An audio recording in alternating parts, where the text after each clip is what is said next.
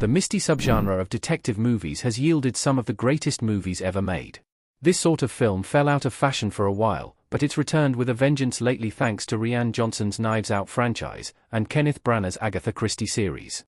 Those who've always loved the most cerebral of genres will find plenty of classic detective movie gems to stream on Prime Video, as will those who came late to the game.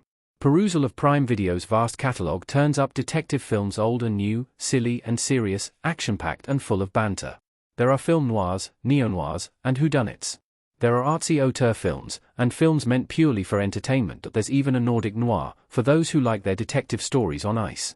Blitz.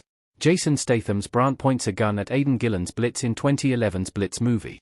Jason Statham plays a brutally anti-heroic police detective in this violent 2011 action thriller centered around the hunt for a serial killer, with House of the Dragon's Paddy Considine as Statham's unlikely partner. Critics were not overly kind to Blitz, which currently sits at 48% on RT, but the movie's handful of positive reviews do single out Statham's performance as a plus.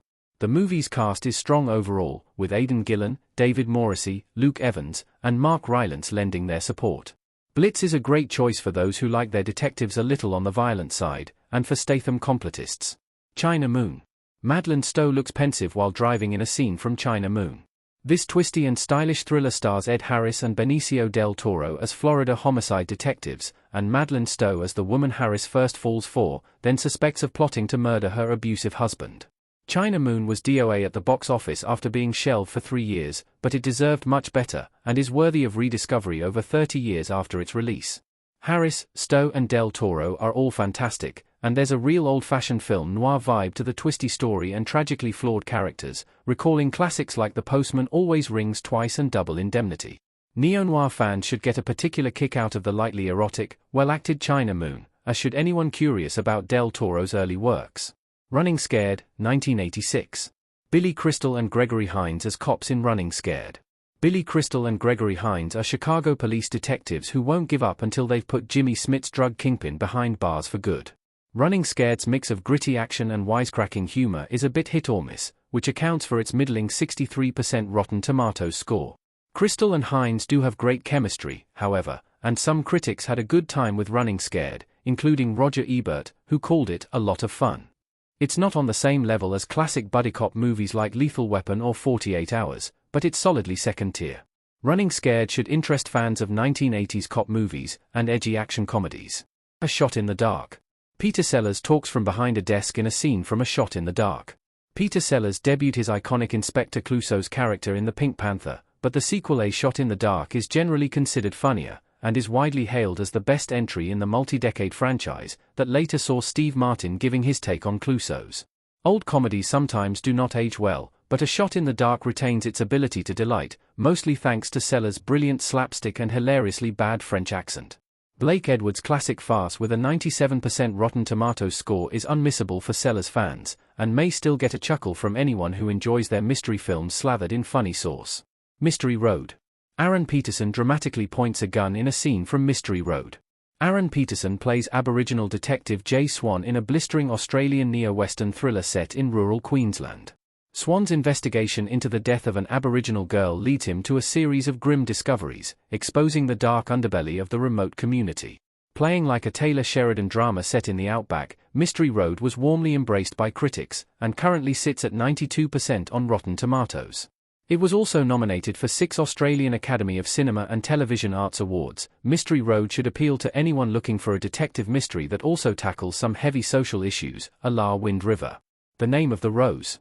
A close-up of Sean Connery in The Name of the Rose, 1986.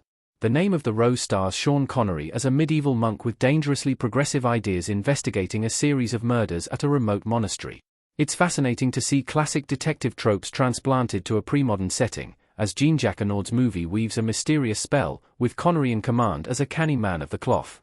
The movie was a surprisingly huge worldwide hit, grossing $72 million, with $25 million of that coming in Germany. Its 72% RT score confirms its status as a solid mystery movie, one that should appeal to anyone who enjoys Connery's non-Bond performances, or underappreciated 1980s dramas, or offbeat period films. A Walk Among the Tombstones. Liam Neeson is standing leaned against a metal pole.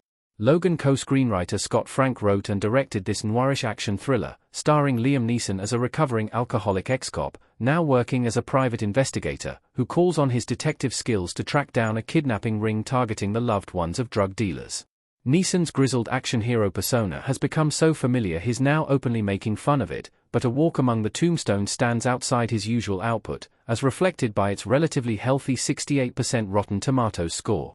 Those who love Neeson's more preposterous action outings may be left cold by A Walk Among the Tombstones, but the movie is perfect for those who value thoughtful, somber storytelling over the mechanical brutality of Taken, Bad Lieutenant, Port of Call, New Orleans.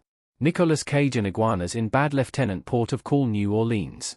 It would have been a crying shame had Nicolas Cage and Werner Herzog never had a chance to collaborate. Luckily for humanity, the Wildman actor and renegade director did cross paths once, the result being this bonkers in-name-only sequel to Bad Lieutenant. Cage could not be better cast as a rogue cop in post-Katrina New Orleans nursing multiple addictions while investigating the murder of Senegalese immigrants.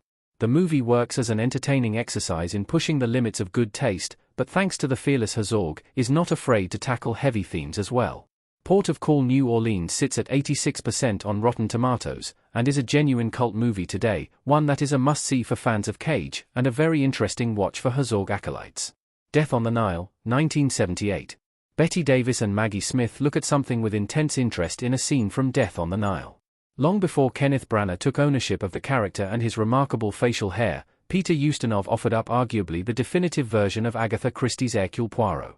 1978's Death on the Nile is a quintessential all-star murder mystery, with Ustinov joined by legends Bette Davis, Maggie Smith, Angela Lansbury, Jane Birkin, Mia Farrow, and David Niven.